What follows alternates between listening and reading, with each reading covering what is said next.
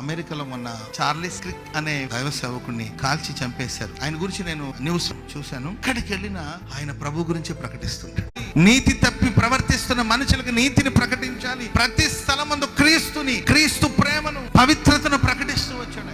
మగాళ్ళు పెళ్లి చేసుకోవడం ఏంటి, ఆడవాళ్ళు పెళ్లి చేసుకోవడం ఏంటి, అసలు ఎక్కడుంది? దేవుడు పెట్టిన పద్ధతిని మార్చేశారు. మీరంతా మారాలి, మన దేశం పాడైపోతుంది.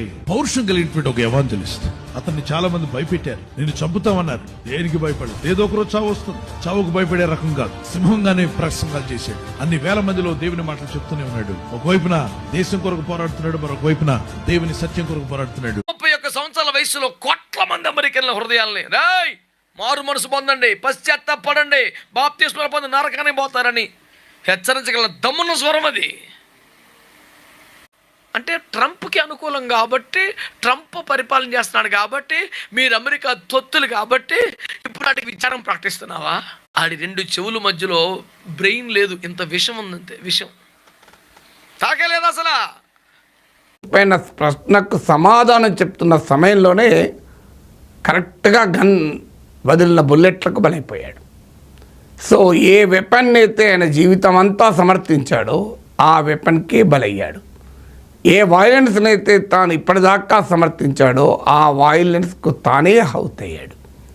తనను గన్ వైలెన్స్, గన్ రైట్స్ అన్నాడు కదా, గన్ రైట్స్ను చార్లీ కర్క్ రైట్ టు లైఫ్ని తీసేసింది. చార్లీ కర్క్ వాదించింది ఏంటంటే,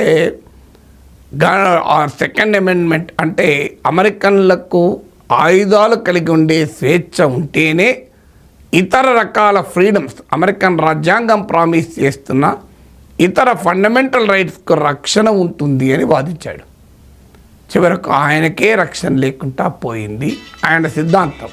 ఒక మహాఘనమైన అతి జ్ఞానము కలిగిన ఒక విశ్లేషకులు, చాలా పెద్దవారు, వారి మీద కామెంట్ చేసేంత స్థాయి నాకు లేదు. వారి విశ్లేషణ చేసేంత అర్హత కూడా నాకు లేదు. వాళ్ళ నాలెడ్జ్లో 10% కాదు. నేను విపరీతంగా గౌరవించి ఫాలో అయ్యే విశ్లేషణ ఆయన ఒకరు. ఆయన నిన్న మాట్లాడుతూ ఎంత సింపుల్గా చెప్పేశారు తెలుసా? గన్ కల్చర్ని బాగా ఎంకరేజ్ చేశాడు. గన్కే బలైపోయాడు. ఎంత విషాదం. బాబా సార్, మీరు ఇలా చెప్పగలరా? వారు చెప్పింది నిజమై ఉండొచ్చు, అబద్ధం కాకపోవచ్చు. వారిని ఖండించే స్థాయి నాకు లేదు, అసలు ఖండించే మనసు కూడా లేదు.